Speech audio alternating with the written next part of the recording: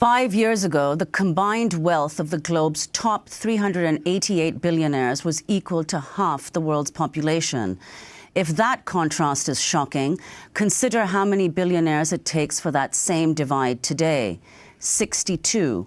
According to a new report from Oxfam on global inequality, it's now just 62 of the world's richest billionaires who own as much wealth as half the world's population.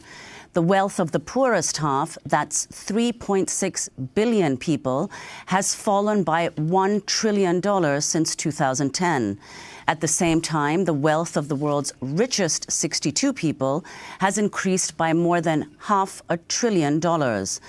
Oxfam faults a global financial system that has, quote, supercharged the age-old ability of the rich and powerful to use their position to further concentrate their wealth. The report singles out deregulation, privatization, offshore tax havens that have let trillions of dollars go untaxed. Oxfam says denying governments of this massive source of revenue has hampered efforts to provide basic social services and tackle inequality. A review of some 200 major companies shows 90% operate in at least one tax haven.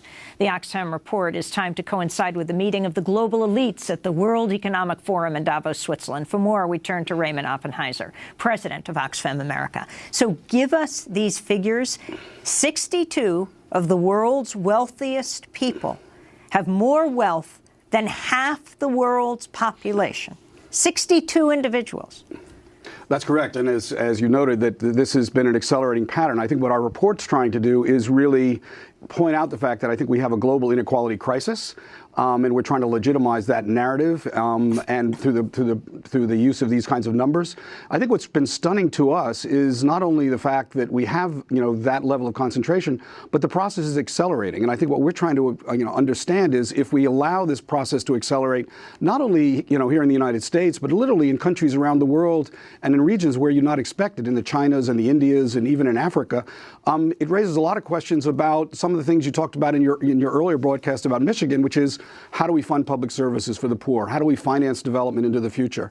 How do we alleviate poverty if, in fact, we're seeing underfinancing of infrastructure and schools and health systems and so forth? So we're really trying to underline the fact that there is an inequality crisis, and we've got to really address directly this accelerating concentration of wealth and the mechanisms and systems really that enable it. And Ray Offenheiser, can you explain specifically what the role of tax havens are in this quite staggering inequality that the report points to? Well, tax havens basically is a mechanism that's been created by the financial industry and corporations to allow them to basically produce value in one location and then transfer that value that may have a high tax base or tax rate, and then transfer it in some fashion or another to another location with a much lower tax rate, and then pay the tax rate in those locations where it's much more favorable. And there's all sorts of accounting mechanisms that allow this to happen, and also legislation that provides loopholes that enable companies to move value overseas. So, for example, here in the United States, companies actually can deduct the costs of moving jobs overseas. In one case, they can actually move the value of brands and trademarks overseas. They can actually, they're exempt from, for example, taxing the value of subsidiaries overseas. So there's a variety of ways these tax havens, the tax rules enable the tax havens to work. The banking industry has been a major beneficiary of all this because this money is then put in bank accounts in these tax havens. So you've seen an explosion of banking, offshoring of the banking industry to the Cayman Islands and the British Virgin. What's the Stop Tax Haven Abuse Act?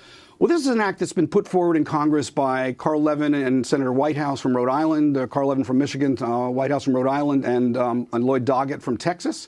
And it's an act that now has 41 sponsors in the House, 3 in the Senate, that basically tries to close exactly the loopholes I just mentioned and a variety of other ones. It's, quite frankly, what it really does is it closes those loopholes and it tries to force through SEC regulation, greater levels of transparency, and try to get rid of this disconnect between where you generate value and where you report it.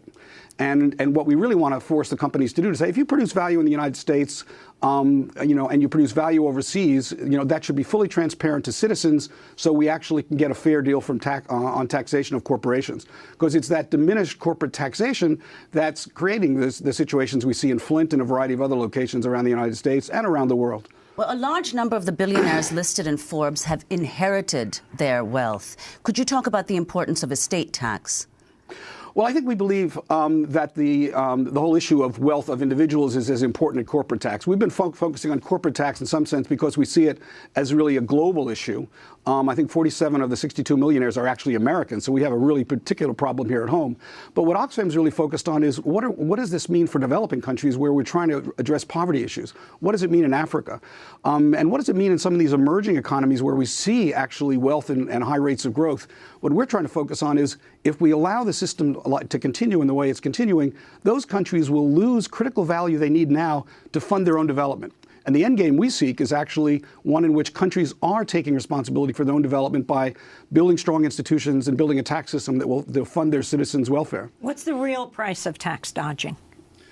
Well, it varies country to country. I think here in right here in the United States, I think we estimate that if we close the loopholes through the Stop Tax Haven Abuse Act, we probably have 220 billion additional dollars that we can invest in the economy over about a 5 to 10 year period. We're going to continue this conversation. Post online at democracynow.org. Raymond Offenheiser is president of the International Relief and Development Organization, Oxfam America.